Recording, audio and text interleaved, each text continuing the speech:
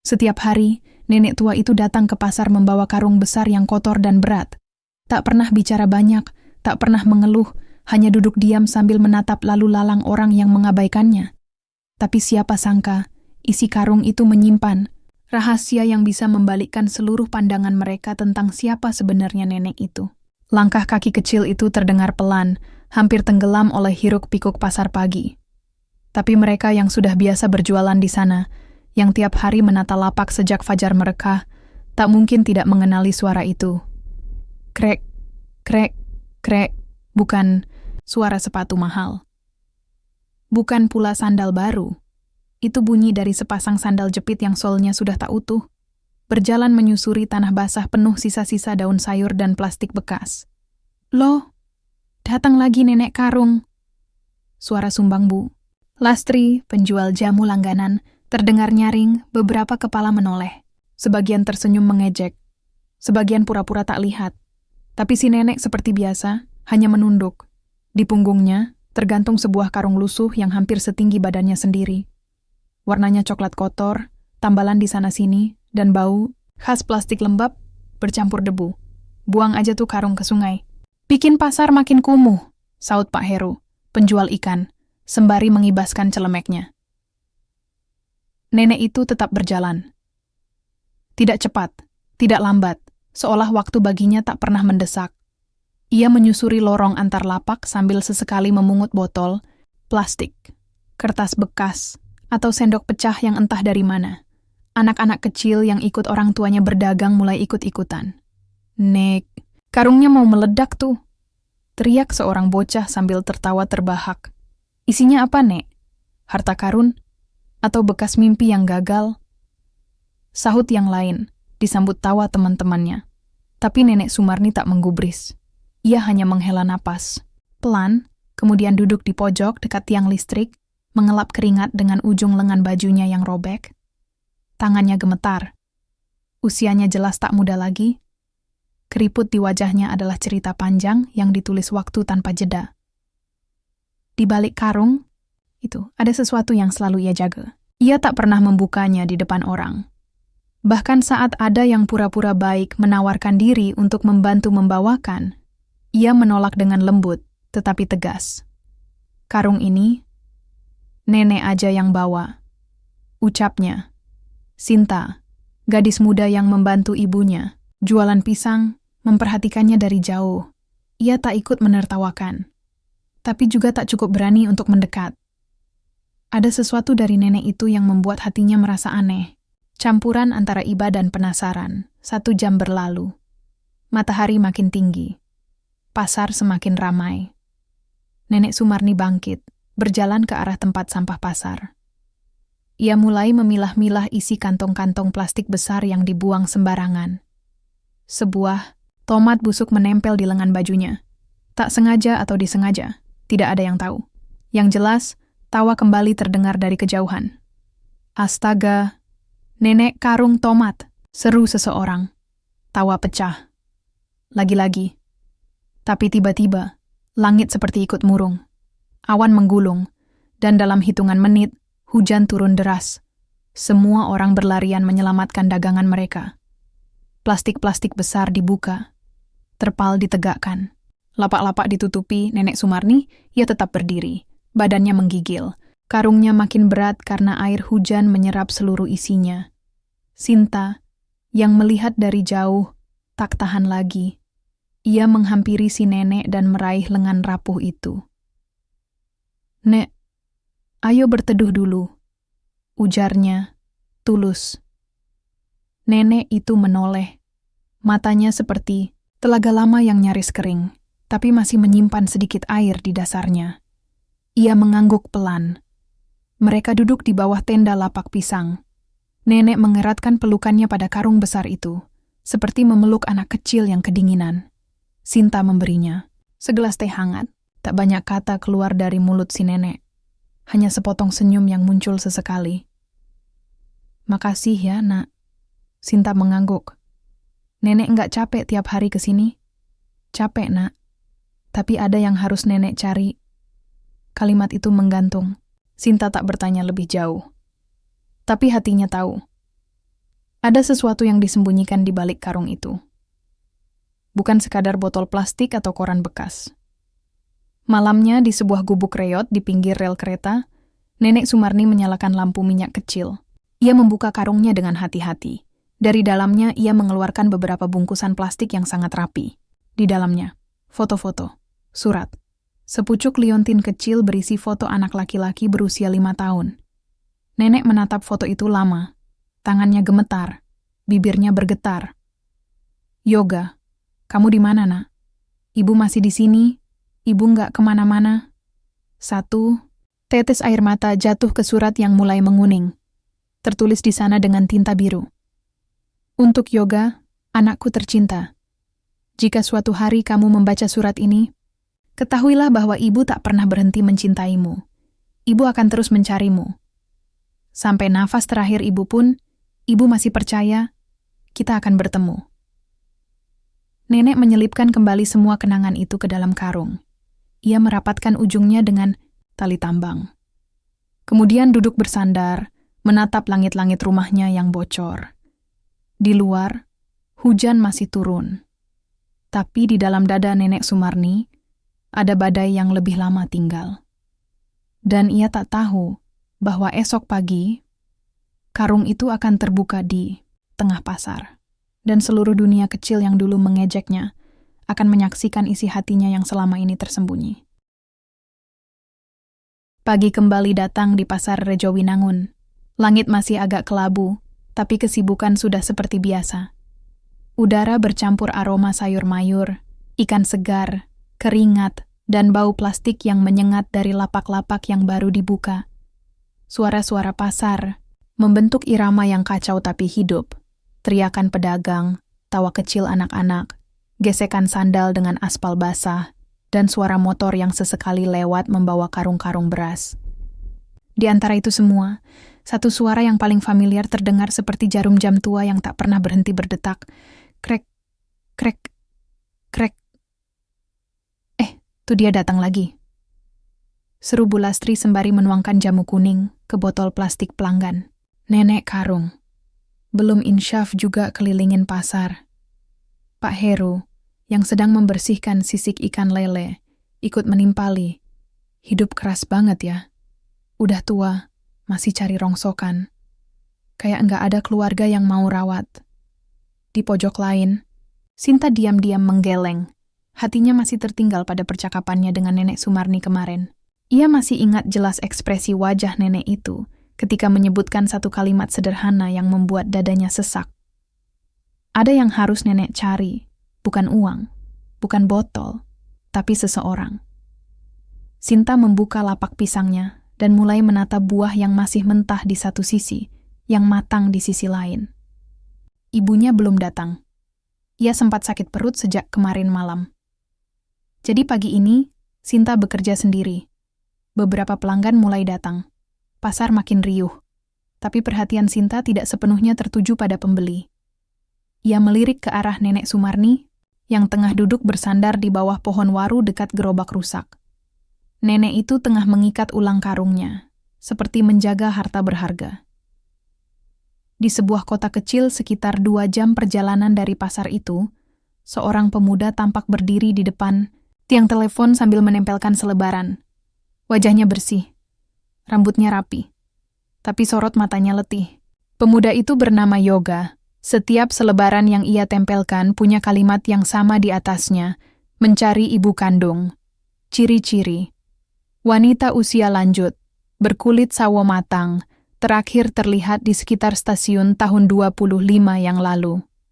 Di bawahnya, terdapat foto hitam putih seorang wanita muda memegang balita laki-laki. Di sisi lain, ada foto dirinya sekarang. Ia membawa tas ransel berisi lembaran-lembaran yang sama. Setiap harinya, ia menempelkan belasan. Di tembok, di tiang, di halte, bahkan di dinding toilet umum. Beberapa orang mengira ia gila. Tapi Yoga bukan orang yang mudah menyerah. Ia tahu, ada yang menghubungkannya dengan masa lalu. Ia tahu, dirinya bukan anak kandung dari keluarga yang membesarkannya. Sejak usia belasan, ia mulai mencari tahu tentang liontin kecil yang selalu tergantung di lehernya sejak kecil. Di dalam liontin itu, ada foto seorang wanita dengan tulisan tangan. Untuk Yoga, dari ibu. Itulah yang menjadi awal dari pencariannya. Di pasar, suasana semakin panas. Langit yang mendung membuat angin bergerak, lambat dan keringat para pedagang mulai membasahi leher. "Bu Lastri, boleh 1 jamu kunir asem?" seru seorang wanita tua yang baru datang dari desa sebelah. Bu Lastri menyambut dengan senyum lebar. Tapi ketika ia melihat Nenek Sumarni berjalan mendekat, wajahnya kembali masam.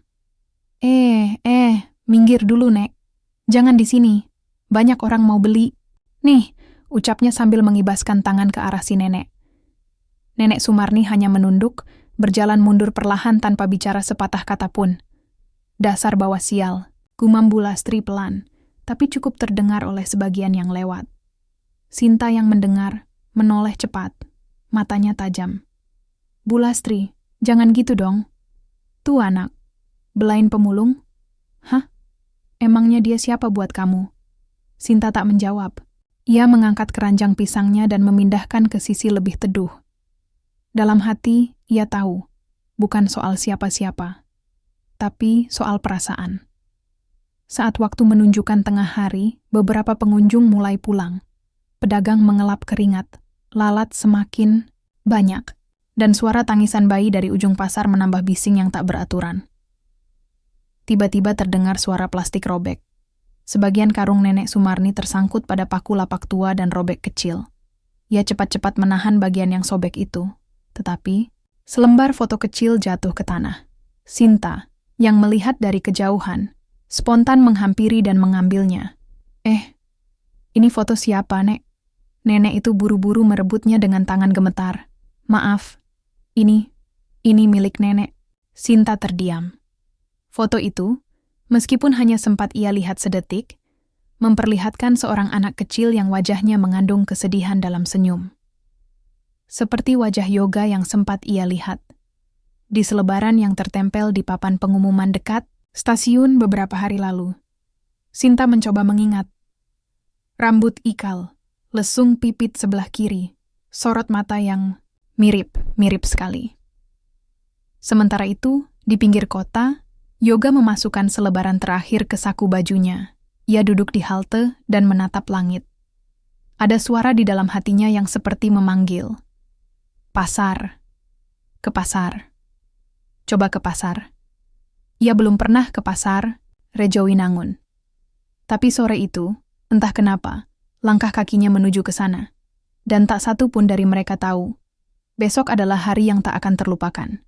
Hari di mana isi karung yang selama ini disangka sampah akan membuka mata semua orang. Hari di mana suara-suara pasar akan berubah menjadi tangis dan pelukan. Langit pasar Rejowinangun menggantung kelabu sejak pagi. Awan tebal menutupi mentari, membuat suasana pasar hari itu sedikit murung. Beberapa pedagang sudah siap dengan terpal dan plastik penutup. Mereka tahu, bau tanah dan angin lembab seperti ini adalah tanda-tanda hujan besar akan datang.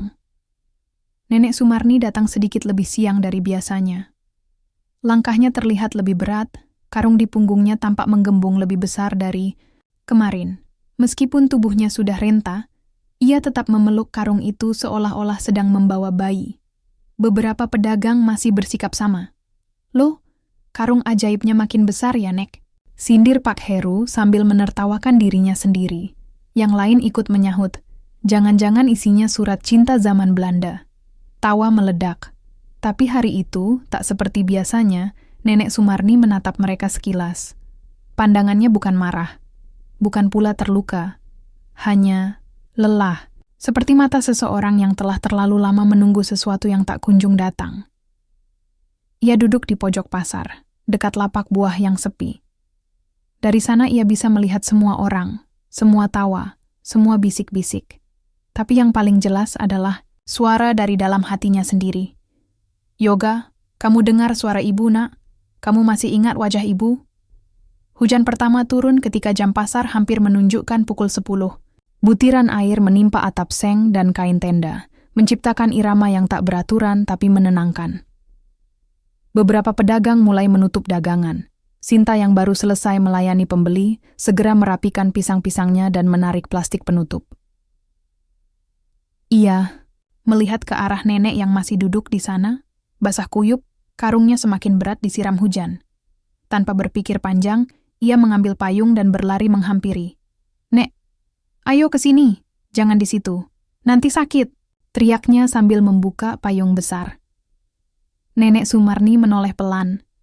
Wajahnya basah, entah karena hujan atau air mata. Ia menggeleng. "Nenek di sini aja, Nak. Nenek udah biasa hujan. Tapi kali ini jangan sendiri.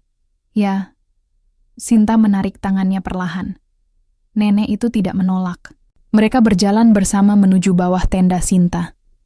Namun, ketika Sinta ingin membantu memindahkan karung ke tempat kering, ikatan karung yang basah tiba-tiba robek. Brak! Isi karung tumpah ke tanah. Berserakan di antara genangan air hujan. Bukan sampah, bukan plastik, bukan rongsokan. Melainkan foto-foto tua, surat-surat bertuliskan tangan, potongan berita lama, dan liontin kecil berwarna emas. Semua orang yang melihat itu terdiam. Pak Heru yang tadinya sibuk menata ikan, terpaku di tempat. Bu Lastri menghentikan gerak tangannya yang sedang menyusun botol jamu. Suara pasar berhenti. Seperti hujan yang tiba-tiba diam. Sinta berlutut memunguti satu persatu isi karung itu. Foto seorang anak kecil sedang tertawa di pangkuan wanita muda. Surat dengan tulisan tangan gemetar, "Yoga anakku. Ibu minta maaf karena meninggalkanmu dulu. Tapi setiap hari ibu berdoa, semoga kamu sehat, semoga kamu bahagia, dan semoga kamu bisa memaafkan ibu." Semua orang menahan napas. Salah satu pedagang mendekat, memungut koran yang sudah hampir hancur karena basah. Ini berita anak hilang. Nama anaknya Yoga." Hening sejenak. Sinta menatap nenek itu, pelan-pelan mulai mengerti semuanya. Yoga itu anak nenek. Nenek Sumarni menatap ke depan, kosong. Hujan masih turun, tapi dari matanya, air lebih deras lagi. "Iya, Nak. Dia anak nenek, hilang. Waktu kecil. Dulu, kami miskin. Nenek tinggalin dia di mushola. Nenek pikir cuma sebentar. Tapi waktu balik, dia udah nggak ada." Air matanya tak terbendung lagi. Seorang pengunjung pasar berkata lirih, "Astaga, selama ini kita kira dia cuman pemulung." Yang lain menunduk. Beberapa perempuan mulai menangis. Suara pasar tak lagi terdengar. Namun, momen itu belum selesai. Dari kejauhan, seorang pemuda muncul tergesa-gesa di tengah hujan. Bajunya basah kuyup. Di tangannya, tergenggam erat sebuah selebaran. Ia menatap pasar. Matanya menyapu seisi kerumunan, mencari sesuatu. Kemudian, matanya tertuju pada liontin emas yang kini tergeletak di tanah. Langkahnya melambat. Dunia seakan berhenti bergerak. Nenek Sumarni yang masih terduduk, perlahan mengangkat wajahnya. Tatapan itu bertemu. Pemuda itu berdiri kaku.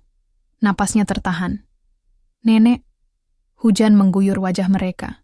Tapi kini bukan hanya air hujan yang membasahi, melainkan waktu, penyesalan, rindu yang terkubur selama puluhan tahun. Langkah pemuda itu maju perlahan. Tangannya gemetar. Ia berlutut di hadapan nenek. "Apa benar?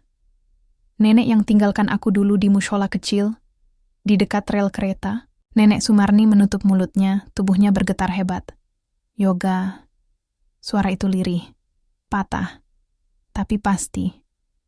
"Anakku." "Yoga." Tangis meledak. Di tengah pasar, di antara sisa hujan, di bawah tenda pisang yang ringkih, dua tubuh saling berpelukan. Seolah waktu tak lagi penting, seolah seluruh pasar lenyap. Hanya mereka berdua, ibu dan anak, yang tersisa dalam dunia kecil mereka. Orang-orang di pasar menangis. Tak ada yang berkata apa-apa. Bahkan Bu Lastri yang paling cerewet pun menunduk, terisak pelan. Hari itu, suara pasar berubah. Bukan tawa ejekan, bukan gumaman sinis, melainkan suara-suara haru. Suara hati yang selama ini tertutup oleh kesibukan, kesombongan, dan prasangka. Dan seorang pemuda yang bernama Yoga akhirnya menemukan rumahnya. bukan bangunan, tapi pelukan tua yang telah lama menunggu. Suasana pasar Rejowinangun masih terasa hangat meski hujan telah reda. Orang-orang berkumpul bukan untuk membeli atau menjual barang, tetapi untuk menyaksikan sebuah peristiwa yang lebih dari sekadar temu keluarga, sebuah keajaiban yang tak pernah mereka sangka akan terjadi. Di bawah tenda kecil, Yoga masih memeluk Nenek Sumarni. Tubuh tuanya bergetar, tangannya yang keriput memegang erat lengan Yoga, seolah takut jika pemuda itu kembali menghilang. Sinta berdiri di samping mereka, menggenggam lembaran surat yang tadi tergenang di bawah tumpahan karung. Ia membaca pelan-pelan, matanya berkaca. Maafkan Ibu, Yoga. Ibu dulu bodoh. Ibu kira meninggalkanmu sebentar itu bukan dosa. Tapi ternyata, itu adalah luka yang tak pernah sembuh. Setelah beberapa saat, Yoga membantu nenek duduk lebih nyaman di bangku plastik usang milik pedagang gorengan. Beberapa pedagang membawakan teh panas, air minum, bahkan selimut tipis yang entah milik siapa. Semua merasa bersalah.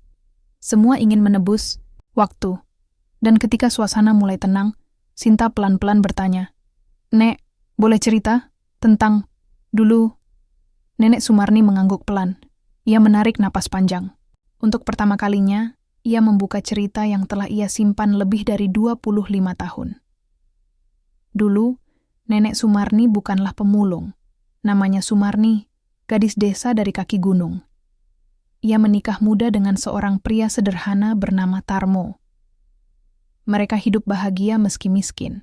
Hingga suatu hari, Tarmo jatuh sakit keras. Penyakit paru-paru yang dideritanya membuat mereka harus pindah ke kota untuk mencari pengobatan. Tapi di kota, segalanya lebih kejam. Uang cepat habis, pekerjaan sulit, dan kehidupan berubah menjadi perjuangan tanpa akhir. Ketika Tarmo meninggal, Sumarni tinggal sendirian dengan bayi kecil bernama Yoga. Ia mengemis, membersihkan rumah orang. Kadang mengumpulkan botol plastik untuk bisa membeli bubur bayi. Suatu hari, di musim hujan seperti ini, Sumarni menemukan Yoga demam tinggi. Badannya panas, wajahnya merah. Dengan uang sisa 1.000 perak, ia panik dan berlari membawa anaknya ke puskesmas. Tapi ditolak. Tak ada biaya. Ia menangis di depan mushola kecil di dekat rel kereta. Di sana ia meletakkan Yoga di dalam selimut, dengan harapan seseorang akan menolong jika ia pergi mencari pinjaman uang. Nenek cuma pergi sebentar, tapi waktu balik, "Kamu sudah nggak ada di sana, Nak." Hujan turun deras waktu itu. Suaranya menutup semua tangis. Sumarni mencari kemana-mana. Ke rumah penduduk, ke kantor polisi, ke panti asuhan. Tapi tak ada yang tahu keberadaan bayi itu. Sejak hari itu, hidupnya berubah. Ia tak pulang ke kampung. Ia hidup sebagai pengumpul, barang bekas, berkeliling dari pasar ke pasar, membawa satu karung yang selalu berisi kenangan tentang anaknya. Setiap hari, ia kumpulkan surat-surat yang ia tulis untuk Yoga, foto-foto lama, koran berita tentang anak-anak hilang, dan liontin kecil itu, satu-satunya benda yang ia tinggalkan bersama bayi kecilnya saat di mushola. Nenek berharap, suatu hari kamu bisa melihat liontin itu, dan tahu, itu dari ibu. Air mata Yoga tak bisa dibendung. "Ibu, selama ini aku berpikir, aku dibuang. Aku pikir aku bukan siapa-siapa. Tapi ternyata, ibu mencariku." Nenek mengangguk lemah. "Nenek enggak pernah berhenti, Nak. Sampai napas ini berhenti pun, kalau kamu belum ketemu, nenek akan tetap cari."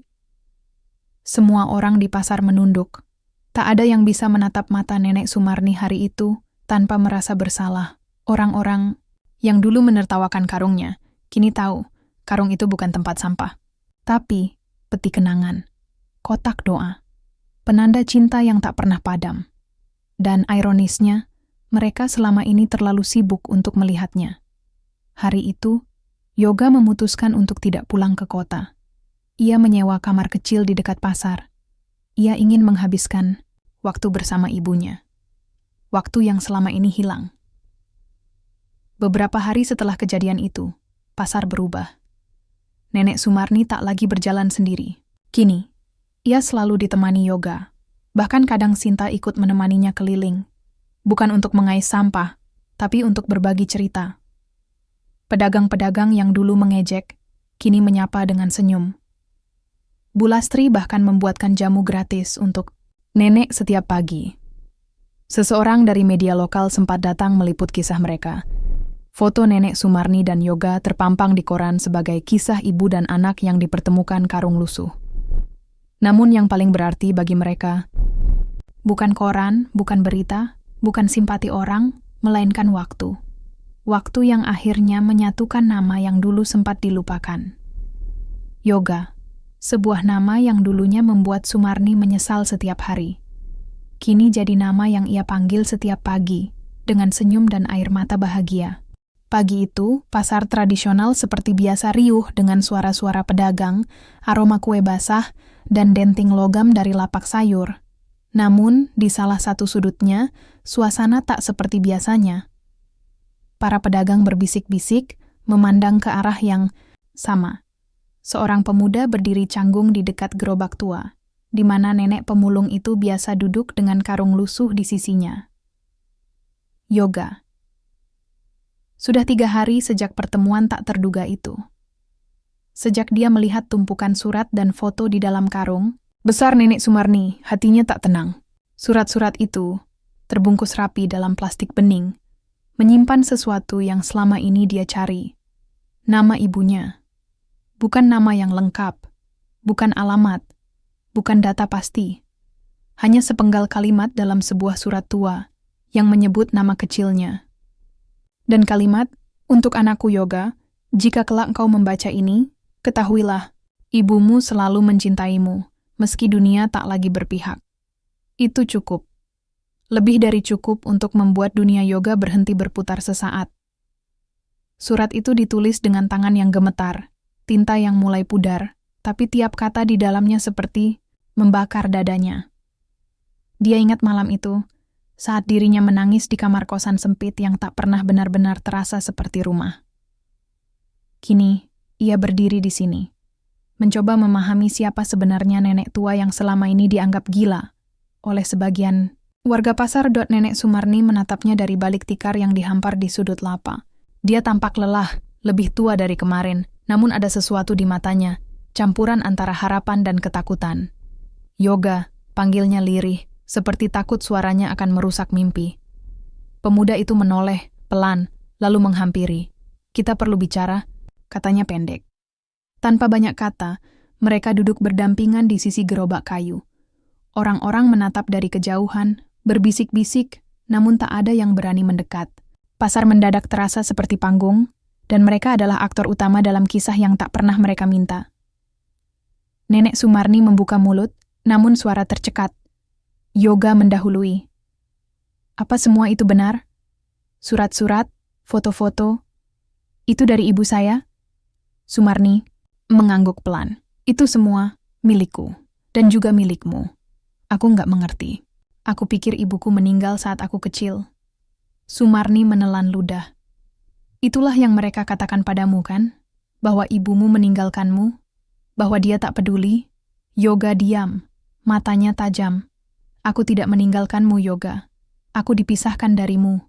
Saat kau masih balita, aku dipaksa untuk menyerahkanmu kepada pihak panti asuhan. Katanya demi kebaikanmu. Tapi siapa yang tahu apa itu baik saat hatiku hancur karena kehilanganmu. Angin berhembus pelan. Pasar tetap ramai, tapi suara, mereka seolah berdengung lebih keras dari hiruk-pikuk sekeliling. Kenapa selama ini diam, Nek? Tanya Yoga akhirnya, dengan suara nyaris marah. Apa aku harus bicara? Kalau tak ada yang mau mendengar? Jawab nenek itu tenang. Siapa yang akan percaya pada pemulung bau dan tua? Aku bahkan pernah diusir dari kantor kelurahan saat mencoba mencari namamu. Katanya aku mengganggu. Yoga terdiam. Seketika ia merasa malu, bukan karena nenek itu memungut barang bekas, tapi karena dunia terlalu cepat menilai hanya dari apa yang tampak. Sumarni mengeluarkan sebuah foto lain dari karungnya. Foto yang belum Yoga lihat sebelumnya. Di dalamnya, ada bayi kecil yang tertidur lelap di atas dada seorang perempuan muda yang tersenyum lelah tapi hangat. Perempuan itu, wajahnya mirip sekali dengan Yoga. Itu, aku? Bisik Yoga. Sumarni mengangguk. Hari terakhir kita bersama. Genggaman tangan Yoga mengencang. Di dalam dada, rasa sakit dan haru bercampur jadi satu. Pertanyaan demi pertanyaan memenuhi benaknya. Bagaimana bisa ia hidup bertahun-tahun tanpa tahu siapa dirinya? Mengapa tak seorang pun memberitahu kebenaran? Aku tak minta kau percaya padaku sekarang, ujar Sumarni pelan. Tapi kalau kau bersedia, ayo kita gali ini bersama. Aku masih menyimpan banyak yang ingin kau tahu. Yoga menatap nenek itu lama. Dalam matanya tak lagi ada keraguan. Hanya luka yang perlahan mulai mencari penawar. Hari-hari berikutnya berubah drastis. Yoga tak lagi menghindari pasar. Justru, setiap pagi ia datang lebih dulu, membantu nenek Sumarni mengatur barang-barang. Para pedagang mulai bertanya-tanya, meski tak ada yang berani menanyakan secara langsung. Suatu siang, seorang pedagang tempe, Pak Edi, memberanikan diri, bertanya, "Yoga, kamu itu cucunya Bu Sumarni, ya?" Yoga menatap pria paruh baya itu. "Bukan cucu, Pak. Anaknya." Pak Edi terbatuk kaget. "Loh, maksudnya?" Yoga hanya tersenyum tipis. "Saya juga baru tahu. Tapi semua surat dan dokumen di karung itu nggak bisa bohong." Kabar itu menyebar cepat. Seperti api yang melahap semak kering. Dalam 2 hari, hampir seluruh pasar tahu bahwa nenek Sumarni, pemulung tua yang selalu jadi bahan gunjingan, adalah ibu kandung seorang pemuda yang selama ini dianggap tak punya siapa-siapa.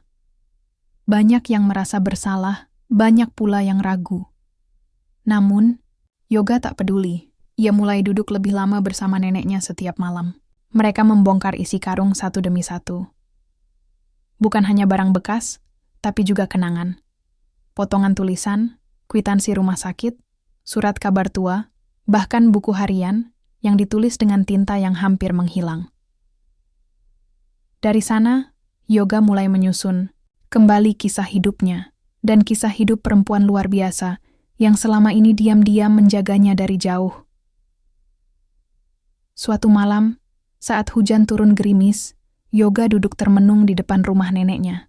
Rumah itu sangat sederhana, dengan dinding bambu dan atap seng yang mulai bocor. Tapi di dalamnya, ia merasakan kehangatan yang belum pernah ia temui di tempat lain. "Nek," katanya pelan, "aku ingin tinggal di sini, untuk sementara." Sumarni, yang sedang menyeduh teh, menoleh pelan. "Kau yakin?" Yoga mengangguk. "Aku belum pernah merasa sepenuhnya milik siapapun, sampai aku bertemu nenek." Sumarni tersenyum kecil, tapi air mata jatuh tanpa bisa dicegah. "Kau selalu milikku, Yoga, dari dulu, sekarang, dan sampai nanti. Aku hanya terlalu lama diam, karena dunia terlalu keras." Yoga berdiri, memeluk neneknya dengan erat. "Sekarang aku yang akan melindungi nenek." Dan disitulah, tanpa mereka sadari, jejak-jejak yang sempat hilang perlahan kembali menyatu. Bukan dengan kemewahan, bukan pula dengan kekuasaan, tapi dengan kebenaran dan cinta yang tak pernah padam. Namun, saat mereka bersiap menata lembar baru kehidupan, di tempat lain, seseorang sedang memperhatikan dari kejauhan. Seseorang yang selama ini mengira rahasia nenek Sumarni akan terkubur bersama waktu, dan orang itu tidak senang karena rahasia itu mulai terbongkar. Pagi itu, langit tampak sedikit berbeda. Awan-awan menggantung rendah, memantulkan cahaya kuning pucat yang membuat suasana pasar terlihat lebih murung dari biasanya. Pasar yang biasanya ramai sejak fajar, hari ini terasa lesu. Tidak ada teriakan, khas pedagang yang bersahut-sahutan, dan bau khas rempah-rempah yang biasa menyapa hidung pun seperti lenyap tersapu angin. Yoga melangkah pelan di antara gang sempit pasar. Wajahnya serius, matanya penuh kehati-hatian. Di pundaknya tergantung ransel kecil berisi catatan harian dan pena, alat tulis yang kini menjadi senjatanya untuk menyusun kisah sang ibu. Namun, langkahnya terasa lebih berat dari biasanya. Sejak subuh, ada rasa tak enak yang menggelayuti dadanya. Saat melewati lapak Bulastri, tak ada senyum yang biasa menyambut. Ibu penjual jamu itu hanya melirik sekilas, kemudian buru-buru menunduk dan merapikan botol-botolnya. Yoga berhenti sejenak, mencoba menyapa. "Pagi, Bu Lastri." Bulastri hanya mengangguk kecil tanpa sepatah kata pun. Senyumnya hilang. Matanya seperti menyembunyikan sesuatu. Bingung, Yoga melanjutkan langkah ke lapak Sinta. Namun, bahkan Sinta yang biasanya ceria pun tampak gelisah. Tangannya gemetar saat menata pisang. Ketika melihat Yoga, ia pura-pura sibuk, tapi matanya tak bisa berbohong. Ada ketakutan, ada kecemasan. Yoga mendekat. Sinta, ada apa sih? Kenapa semua orang terlihat tegang? Sinta menoleh perlahan, lalu menarik napas panjang. Yoga, lebih baik kamu pulang. Ada yang datang ke pasar tadi pagi. Mereka tanya-tanya soal nenek. Siapa? Tanya Yoga. Tajam, alisnya bertaut. Orang-orang dari kota. Katanya mereka sedang mencari seorang wanita tua yang disebut-sebut menyembunyikan identitas. Mereka mencurigai bahwa karung nenek, yang katanya berisi surat dan foto, adalah bukti terlibat dalam sesuatu yang besar. Yoga terdiam. Dadanya berdebar hebat. Aku nggak ngerti, Yoga, lanjut Sinta pelan. Tapi mereka bilang, ini soal politik, soal masa lalu yang berbahaya. Mereka tampak seperti orang penting, tapi dingin, menakutkan. Tanpa menunggu jawaban, Yoga berlari ke ujung pasar. Langkahnya cepat, menerobos keramaian yang mulai mematung. Para pedagang berhenti bekerja, beberapa mulai berbisik di belakang, keranjang dagangannya. Di ujung lorong, ia melihat Nenek Sumarni berdiri, dikelilingi 3 pria berjas gelap. Salah satunya sedang memegang map coklat tebal, sementara 2 lainnya berdiri tegap, tangan mereka menyentuh gagang sesuatu di balik, jas, mungkin senjata. Yoga menerobos kerumunan dan berdiri di depan neneknya. Jangan ganggu beliau, teriaknya. Seorang pria berwajah kaku menoleh, memperlihatkan lencana logam yang terselip di saku jasnya. Kami hanya ingin menanyakan beberapa hal. Nenek ini sepertinya bukan orang biasa. Yoga menatap tajam. Apa maksud Anda? Laki-laki itu membuka mapnya, memperlihatkan selembar kertas tua yang mulai menguning. Di dalamnya ada foto lama. Seorang perempuan muda dalam seragam petugas investigasi sipil. Matanya tajam, garis wajahnya mirip sekali dengan Nenek Sumarni. Ini data dari puluhan tahun lalu. Nama aslinya bukan Sumarni. Beliau dulunya anggota penyelidik internal. Terlibat dalam kasus penghilangan orang-orang penting dalam proyek berskala nasional. Lalu menghilang. Kami baru temukan jejaknya sekarang. Yoga menoleh ke neneknya. Matanya mencari jawaban, tapi yang ia temukan hanyalah tatapan sayu. Nenek Sumarni menunduk, bibirnya bergetar. Aku dulu memang bukan hanya pemulung, bisiknya lirih. Aku dulu menyelidiki orang-orang yang menyalahgunakan kekuasaan. Tapi ketika kau hilang, Yoga, aku meninggalkan semua itu. Aku hanya ingin mencarimu. Dunia itu membuatku kehilangan segalanya. Yoga mematung. Kebohongan kecil yang disimpan neneknya selama ini ternyata menyembunyikan sesuatu yang jauh lebih dalam. Bukan hanya kisah pemulung biasa, tapi kisah seorang perempuan kuat yang meninggalkan kehormatan dan jabatannya demi cinta seorang anak. Setelah pertemuan yang menegangkan di pasar itu, Yoga merasa dunia di sekitarnya mulai runtuh. Setiap langkah yang diambilnya kini dibayangi oleh pertanyaan yang tak terjawab. Nenek Sumarni, sosok yang selama ini ia anggap hanya nenek pemulung, biasa, ternyata menyimpan masa lalu yang jauh lebih rumit dan berbahaya. Pulang ke rumah sederhana mereka, Yoga duduk berhadapan dengan neneknya. Mata mereka saling menatap, mengisyaratkan beban berat yang sulit diungkapkan dengan kata-kata. Nenek, kenapa tak pernah cerita soal ini? Tanya Yoga dengan suara bergetar. Sumarni menghela napas panjang, suaranya pelan, penuh penyesalan. Aku takut, Yoga. Takut masa lalu itu menarikmu masuk ke dalam bahaya yang sama seperti yang dulu aku alami. Aku hanya ingin kau hidup tenang, tapi kenyataannya itu sulit. Yoga memandang foto-foto lama yang kini terbentang di atas meja. Wajah-wajah yang tak dikenalnya, dokumen-dokumen rahasia yang tertata rapi. Semua seakan membentuk sebuah teka-teki yang belum selesai. Kalau nenek dulu seorang penyelidik, lalu kenapa nenek jadi pemulung? Tanya Yoga. Sumarni menunduk. Setelah aku mencoba membuka kebenaran, banyak pihak yang mengancam. Aku kehilangan pekerjaan, keluarga, dan teman-temanku. Yang paling berat, kehilanganmu, Yoga. Saat kau menghilang, aku kehilangan tujuan hidupku. Saat Yoga mendengarkan, hatinya mulai runtuh. Ia mulai memahami bahwa semua ejekan dan pandangan rendah orang-orang di pasar selama ini sebenarnya hanyalah lapisan tipis dari kisah pilu yang tersembunyi. Tiba-tiba, suara ketukan keras di pintu memecah keheningan. Yoga berdiri cepat dan membuka pintu. 3 pria berjas gelap berdiri di depan rumah. Wajah mereka dingin dan serius. Kami perlu berbicara lagi, kata salah satu pria itu. Sumarni menatap mereka dengan mata penuh keberanian. Tapi Yoga tahu. Ancaman yang selama ini bersembunyi, kini mulai nyata. Malam itu, Yoga dan neneknya berdiskusi panjang. Mereka berjanji akan menghadapi masa lalu bersama-sama, mencari kebenaran, dan menjaga satu sama lain. Namun, ancaman semakin nyata ketika surat-surat rahasia mulai tersebar di pasar. Pedagang dan warga sekitar yang dulu mengejek, kini mulai melihat dengan rasa takut dan bingung. Yoga sadar, perjalanan mereka belum berakhir. Justru, ini baru permulaan. Malam itu, rumah sederhana nenek Sumarni dan Yoga terasa seperti benteng kecil di tengah badai. Lampu-lampu temaram menerangi sudut ruangan, bayangan mereka berayun mengikuti suara langkah kaki yang kian dekat. Yoga duduk tegap, memegang erat tangan neneknya, yang meski terlihat lemah, matanya berkilat penuh tekad. Di luar, suara derap langkah semakin jelas. Tiba-tiba, kaca jendela bergetar terkena benturan keras. Nenek Sumarni menepis tangan Yoga agar tetap tenang. Jangan takut, Yoga. Kita hadapi ini bersama. Ketukan di pintu semakin deras, diikuti suara-suara berbisik dari luar.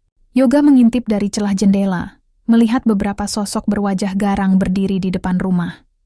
Mereka bukan hanya mencari, tapi mengancam. Tolong. Jangan lakukan ini, suara nenek terdengar tegas walau gemetar. Yoga menghela napas, mencoba menguatkan diri. Apa yang mereka inginkan sebenarnya, Nek? Nenek memandang tajam. Mereka takut rahasia ini terbuka. Kalau mereka berhasil menguasai surat-surat ini, tak hanya aku yang terluka, tapi banyak orang yang akan terjerat. Di saat genting itu, suara sirene dari kejauhan mulai terdengar, mengiringi ketegangan yang menggantung di udara. Tiba-tiba, seorang pria dari kelompok itu meneriakkan perintah dan langkah mereka mundur perlahan. Beberapa warga sekitar yang mendengar keributan mulai berdatangan. Mereka yang sebelumnya menertawakan nenek Sumarni kini berdiri di depan rumahnya. Wajah mereka penuh kekhawatiran dan rasa bersalah. Yoga bangkit berdiri. Kalian lihat sendiri apa yang kami hadapi. Jangan anggap nenekku sebelah mata. Dia punya keberanian dan cerita yang jauh lebih besar dari yang kalian kira. Seorang ibu pedagang maju, suaranya bergetar. Maafkan kami, Nek. Kami salah menilai. Sekarang kami tahu kita harus berdiri bersama, bukan saling menjatuhkan. Malam itu suasana berubah, dari permusuhan menjadi solidaritas. Yoga dan neneknya menerima dukungan tak terduga dari orang-orang yang selama ini mereka kira acuh. Namun di balik itu semua, ancaman nyata belum hilang. Mereka tahu, masih banyak pihak yang mengintai, menunggu kesempatan untuk menutup kisah ini dengan cara apapun. Pagi itu, pasar tampak berbeda. Suara-suara yang dulu penuh ejekan kini berganti dengan bisik penuh harap dan rasa penasaran. Orang-orang mulai berdatangan ke rumah nenek Sumarni, bukan untuk menghakimi, tapi untuk mendengarkan dan belajar. Yoga membuka lembaran surat dan foto yang pernah membuatnya bingung. Ia duduk bersama nenek, dengan beberapa warga yang antusias ingin tahu lebih banyak. Suasana yang sebelumnya penuh ketegangan, kini berubah jadi ruang penuh kehangatan dan pengertian. Sumarni mulai bercerita tentang masa lalunya, tentang pengorbanan yang pernah ia lakukan demi kebenaran dan cinta seorang ibu kepada anaknya. Air mata mengalir di pipi beberapa pendengar, terharu oleh kisah yang tak pernah mereka bayangkan. Di tengah cerita, Yoga merasakan ada sesuatu yang berubah dalam dirinya. bukan hanya soal mencari jati diri, tapi tentang arti keluarga, pengampunan, dan penerimaan. Para pedagang yang dulu mengejek juga mulai mengakui kesalahan mereka. Mereka berjanji untuk tidak lagi menilai orang dari penampilan atau status. Hari itu, pasar bukan hanya tempat jual beli barang, tapi menjadi saksi perubahan hati dan semangat baru untuk saling mendukung. Namun, di balik senyum dan kehangatan, Yoga tahu perjuangan belum selesai. Ada banyak tantangan menanti, tapi kali ini ia tidak sendiri. Bersama nenek dan warga, ia siap melangkah ke masa depan yang lebih cerah. Hari itu, langit cerah menyelimuti pasar yang kini penuh dengan tawa dan canda. Aroma harum kopi dan kue basah menyebar di udara, mengiringi kebersamaan yang sebelumnya terasa mustahil. Nenek Sumarni duduk di bangku kayu, dikelilingi oleh anak-anak dan orang-orang yang kini menganggapnya sebagai bagian keluarga. Yoga berdiri di samping neneknya, matanya bersinar dengan kehangatan dan keyakinan baru. Ia memandang ke arah kerumunan yang dulu penuh keraguan dan ejekan, kini berubah menjadi komunitas penuh empati dan cinta. "Nek," suara Yoga lembut. "Terima kasih sudah mengajarkan aku arti kekuatan dan kasih sayang yang sebenarnya." Sumarni tersenyum, matanya berkaca-kaca. "Kau adalah anugerah terindah, Yoga. Aku bangga padamu." Suasana menjadi hening, seolah seluruh dunia ikut merasakan keajaiban yang terjadi di tempat itu. Seorang anak kecil memegang tangan nenek, memandang dengan mata penuh rasa ingin tahu. Yoga mengambil napas dalam, kemudian berkata lantang, "Kita semua keluarga di sini. Kita semua punya cerita dan luka masing-masing. Tapi yang terpenting, kita punya satu sama lain." Orang-orang di pasar mengangguk setuju, menyadari bahwa di balik setiap sosok ada kisah yang layak dihargai dan dipahami. Di akhir hari, saat matahari mulai tenggelam, Nenek Sumarni dan Yoga duduk berdampingan di depan rumah. Angin sore menyapu lembut, membawa harapan baru dan janji bahwa mereka tidak akan pernah lagi diabaikan. Perjalanan panjang mereka mengajarkan semua orang tentang arti keluarga, empati, dan kekuatan untuk memaafkan. Pasar yang dulu penuh cemoohan kini menjadi simbol cinta dan kebersamaan yang abadi.